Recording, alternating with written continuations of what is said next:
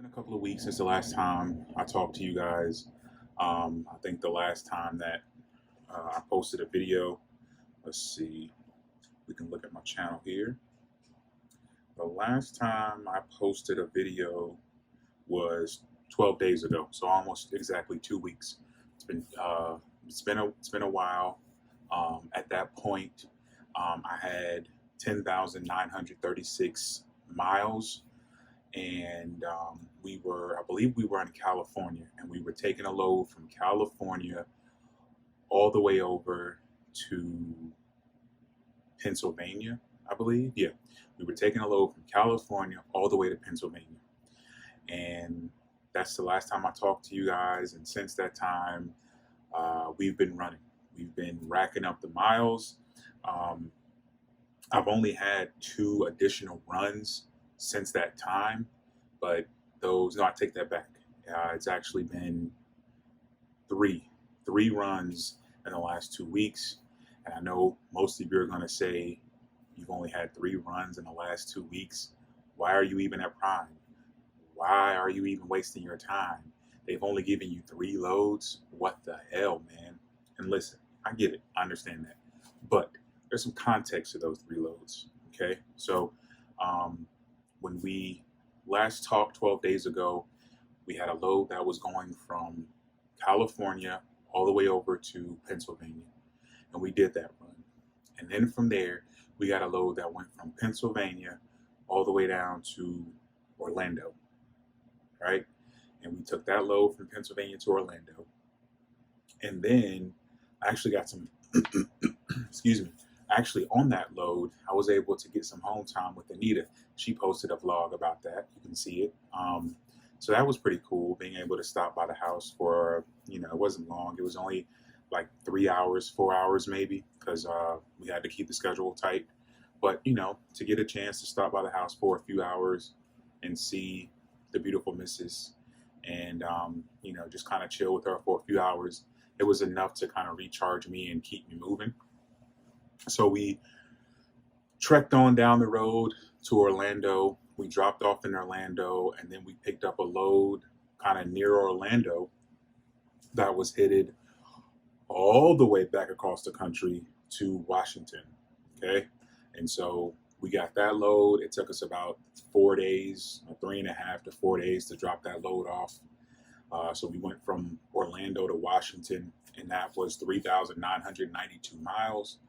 And then from Washington, we deadheaded to California, and we picked a load up in California going to New York.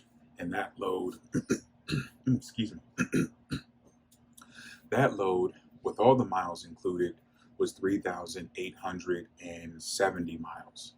And so that load is the load that we just dropped off this morning. We just dropped it off this morning at 5 a.m. It's about 7 p.m. here in Pittston. I'm here at the Pittston terminal because I had to stop in and take care of some things. So as you can see, I'm in one of the Pittston. These are what they call the bunk rooms in Pittston. I'm here in one of the bunk rooms. These are pretty nice. Whenever you become a TNT student, or if you end up, working for Prime after you do your PSD, whenever you come back to the terminal, you can stay in one of these bunk rooms. The bunk rooms can be used for 12 hours. So check-in is normally at like 7 p.m. No, I'm sorry. Check-in is normally after 11 a.m. And then you can stay until 7 a.m. the next morning. That's when checkout is. The caveat is you can only use this room once in a 48-hour period. So if for whatever reason you have more business here at Prime than you can cover in a day, you would either have to stay in your truck, or you can get a room at either the Best Western, which is right up the street, or you can get a room at the Holiday Inn Express, which is also right up the street. Both of those are like 5 minutes away. The Holiday Inn Express is actually where I stayed when I did my PSD training. And I stayed at the Best Western for a few days as well when I did my PSD training too.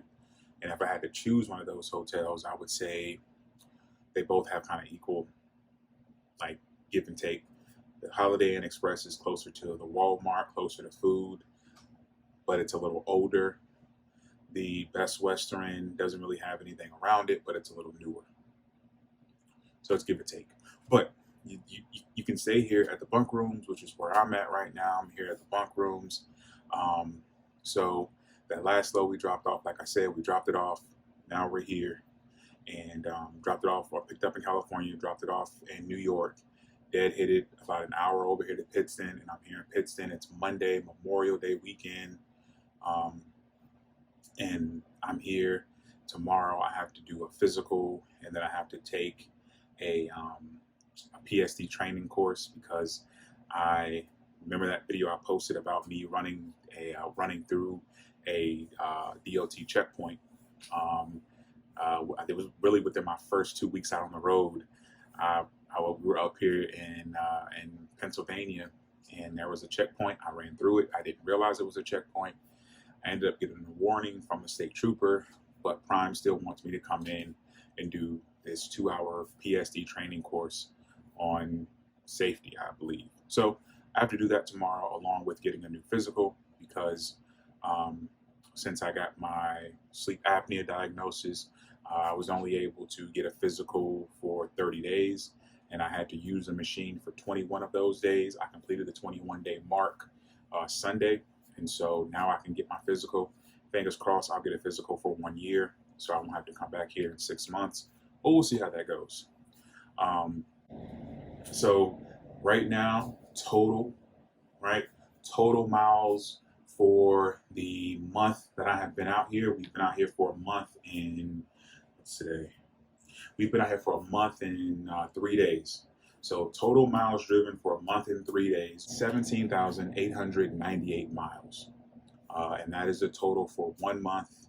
I know some of you are probably going to say, man, that's a low total. You should have a little bit more miles. Why don't you have more? When I was a PSD, or when I was a TNT student, I had 25,000 miles in a month. I actually just talked to one of the guys that was in my PSD course or PSD class with me. I just happened to run into him in the hallway, and he's at 24,000 miles.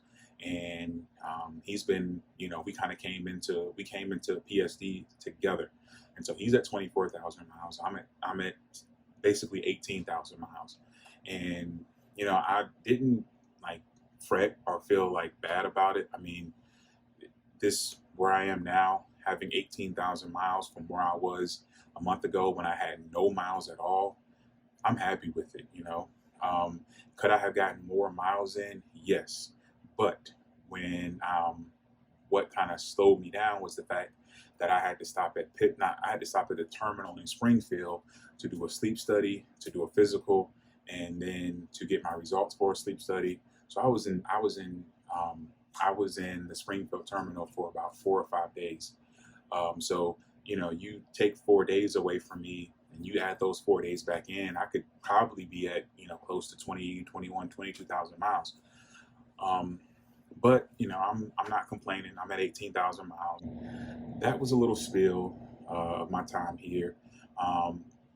The real reason that I want to do this video is because I had a person comment on one of my videos, and she goes by the name, pull it up in my phone here. Let's see. She goes by the name Miss Lady P. 2 days ago, Miss Lady P, shout out to Miss Lady P. She commented on my video. She says, "Hi, I enjoy your videos. Could you please explain the process from the time you get to the Prime terminal till when you went out with your PSD trainer? Like what all you had to do from the day-to-day process. Thank you very much and stay safe." Well, this is a video where I'm going to explain all of that little action. And I thought that I put it in that first video, and maybe I kind of glossed over it, and so I apologize about that. But I'll try to be as concise as I can in this video, and I'll try to make this video under 20 minutes. So that means I have 7 minutes left to explain that process. I'm going to try to do that as thorough as I can for you, Miss Lady P. And if anybody else has questions, or anybody else has something they want to know about the process for getting my CDL through Prime, PSD side of things to training miles, whatever, hit me up. Leave a message, just like Miss Lady P, and I'll do my best to reply to it and post a video for you. So, so let's start with day 0. All right, day 0, I applied to Prime, and Prime sent me. I applied to Prime via their website. I contacted a recruiter. The recruiter contacted me back.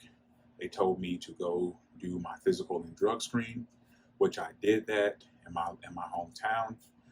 Once they got my physical and drug screen, they set me up with a Greyhound ticket to ride the Greyhound bus to Pittston. The Pittston terminal is kind of the smallest terminal that they have. I believe it's one of their, I think it's like their second oldest terminal, but it's a very small terminal. From where I am in North Carolina, it was the closest terminal to me. If you have an option to go to the Springfield terminal or the Pittston terminal, I would say come to the Pittston terminal. It's a smaller environment. I feel like it's a better place for PSD students to be as far as being able to be in a smaller community. The Springfield terminal is huge, and there's a lot of ground to cover, and you pretty much have to take a shuttle from every part of that freaking facility. It's a huge facility. Either you're taking a shuttle or you're walking 15 minutes across campus to get from the training pad to the Millennium Building or whatever. So I would recommend anybody who is going to be coming to Prime to take the Pittston route. Come to Prime, do Pittston, if that's an option for you. Now, if you live closer to Springfield, then by all means go to Springfield. But if you live on the Eastern Seaboard and you have the option to come to Springfield or Pittston, I would say come to Pittston. So we got here, or they set me up with the Greyhound. I arrived on the Greyhound. The Greyhound was like a 17-hour ride, which was, man, the worst experience that I have ever dealt with as far as public transportation. And I'll save that for another video. But you arrive here on day 1. You will be dropped off at a Pittston bus terminal, at which point you will need to call the Prime shuttle. The Prime shuttle will pick you up from the Pittston bus terminal and bring you to the Holiday Inn Express. Once you get to the Holiday Inn Express, you will get to the front desk. You'll tell them that you're here for PSD training, and they will assign you a room. Now, in most cases, you will have a roommate. That was one of the first things they told us when we got into the hotel lobby. They, explicitly said, we don't care what you saw on a YouTube video. We don't care what your trainer told you, or not your trainer, but what we don't care what your recruiter told you. You will have a roommate. And so, but if you're a lady, if you're a woman, and you're the only woman in your class, you might not have a roommate. But for men, you're definitely going to have a roommate. So you get there, you fill out some forms. I got there at about 7 o'clock at night, so I had just enough time to grab a bite to eat and get showered and get in bed for the next day, for day 2. So day 2, you wake up, you have to be downstairs in the hotel lobby by 7:15, I believe, or 7 a.m. because the shuttle starts running at 7:30. The Prime shuttle will do about 2 or 3 laps, depending on how many times it has to go from the terminal to the hotel. The hotel will also bring students from the terminal from the hotel to the terminal as well. And I think they prefer that you take the hotel's shuttle before you take the Prime shuttle, because the Prime shuttle might end up making you late because it has to bounce around to various locations that it needs to be at. So once you are in the hotel lobby, they will bring you over to the terminal, and you'll get to the terminal. You'll be buzzed into the terminal. You won't have a card, so somebody will have to just open the door and let you in, and then they'll guide you to the classroom.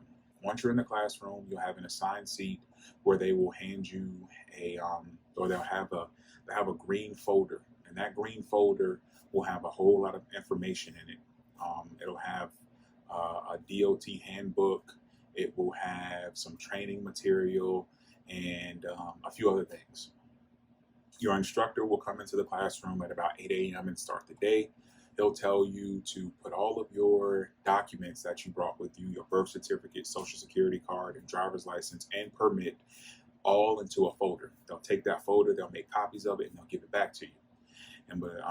And basically for about an hour, he's doing an introduction to Prime, welcoming you here, telling you about the benefits of coming to Prime, the benefits of this relationship that you'll have with Prime going forward. And then for the second day, day one of orientation, you are pretty much doing nothing but CBTs, computer-based training. And if you finish those CBTs on the first day, then when you come back on the second day, you will be doing testing. You will start on the simulator. So in the simulator is a kind of a rig. It's a computer rig that's set up like the inside cabin of a semi-truck. And on this rig, you are basically going through simulations of different types of scenarios that you might run into out in the real world while you're driving a semi-truck. A little hack about this rig. If you keep your speed under 10 miles per hour, 10 miles per hour under the posted speed limit, you're going to pass every time. If you keep your speed right at the posted speed limit, there are going to be obstacles that might pop out that you're not going to have time to see, and you're most likely, you're not going to get a failing score, but it'll knock points off of your total score. I kept my speed under 10 miles per hour on the simulator, and I passed with 100%. So I recommend anybody who's going to do the simulator, take your time. So day two and day three are CBT trainings and then the simulator, right? Those are the two things that you're going to be working on day 2 and day 3, okay? On day 3, while you are doing the simulator, if you were able to complete all of your CBT trainings, they will start calling people who have cleared the background, job screening, drug screening part of the orientation part. And that's where Prime will hand you your first badge. And I wish that I had my first badge. I think it's a green badge that they give you at first. But that'll be your first badge that you get. It'll look, let me see what I have mine. It'll look something like this. And I gotta block out my information on there. But it'll look something like that. That'll be your first badge. It won't be purple. I think it'll be green. But that badge is the badge that you will get on your third day of Prime, your second day of orientation. And that badge will give you access now to the entire building. It'll give you access to the orientation doors, pretty much everywhere. It'll give you access anywhere that there's a Prime scan.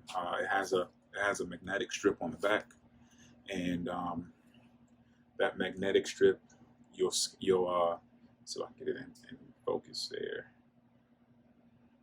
There we go. That little magnetic strip there. Hope I didn't give out enough information on that. Whatever. But you'll use that to swipe into any room, any door that you need to get into. And so once you clear the process, the hiring process, and they have officially given you your card, you will then be, you'll basically be waiting for them to assign you a PSD trainer. All right. So some of us were able to get a trainer on that day that we got our card, and some of us didn't get a trainer until Thursday or Wednesday, right? Because Monday would have been your first day in the building. You were doing your CBT trainings, and then Tuesday you would have done your little simulation, and then if you got all your documents, if they were able to pass your background part, you would have gotten your card, And then on the third day, you would not come back to the orientation building. You would head over to the training pad, and you would wait at the training pad pretty much all day until they were able to set you up with a PSD trainer. Okay. And once they set you up with a PSD trainer, your PSD trainer will call you, and they'll speak to you, and they'll say, "Hey, I'm your PSD trainer. I'll meet you at the pad." They'll pretty much, my experience was my trainer came, they were at the pad, they picked me up, they let me drive around the pad a couple of times to get familiar with how the truck maneuvers. And then we went out on the road here in Pittston, just on some like secondary back roads. And she let me drive around a little bit to see, how the truck moves and operates. And so I had my PSD trainer on a Wednesday. I got my PSD trainer Wednesday afternoon, and we were out on the road Thursday. And we were out for about 10 days. So that's pretty much it. I think I covered everything. And just to recap it, like I said, from the first day you get here, you are checking into the hotel. The second day you are here, you are doing CBT, computer-based trainings, and you're just doing that pretty much the whole day. If you're able to get through the computer-based trainings, then you will start doing the simulator. Once you finish the simulator, you will then be given, once they tell you that you've cleared background, you'll be given your first ID badge card. And then from there, you'll head over to the you'll head over to the pad, the training pad. And at the training pad, you will be set up with your PSD trainer. Here's a little bonus right before I head out, right before I get off of this video, because we're at 25 minutes and I know it's getting a little longer. But here's a little bonus. Before you get your PSD trainer, please, it would be in your best interest to have your pre-trip inspection memorized down packed, because you cannot come back to the training pad to test out if you do not know your pre-trip inspection. So it can take up to, I think, 21 days, between 14 and 21 days out on the road before you can come back, right? They don't even want you to come back before 14 days if you don't have your pre-trip inspection down. I had my pre-trip inspection down by the third day out on the road, so I only had to be out for 10 days. Hindsight, I wish I would have had my pre-trip inspection down before I even came to Prime, because that would have, I don't know, maybe I could have came back in 7 days if because you only need 10 hours of road time, right? You only need 10 hours of PSD driving time before you can come back to the terminal. So I got my 10 hours of driving time by like my third day. And if I would have known my pre-trip inspection on that third day, I probably could have came back and tested out, sooner. But you definitely want to know your pre-trip inspection as soon as possible. Learn it and get it down and memorize it as soon as possible, because that is going to be the key to you getting out of PSD training and into TNT as fast as you can. I think that's it. We're going to stop it there. There's so much more I could go over, but I'm going to just leave it there. If you guys have any questions, comments, concerns, please drop it in the comment box below. Let me know if you, like I said, let me know if you have any other questions that you want answered. I will do my best to answer them. And yeah, I think that's it. I think we're kind of done here.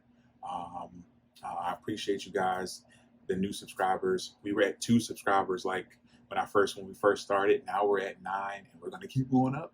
I know it. I can feel it. I already feel it. So thank you guys for subscribing.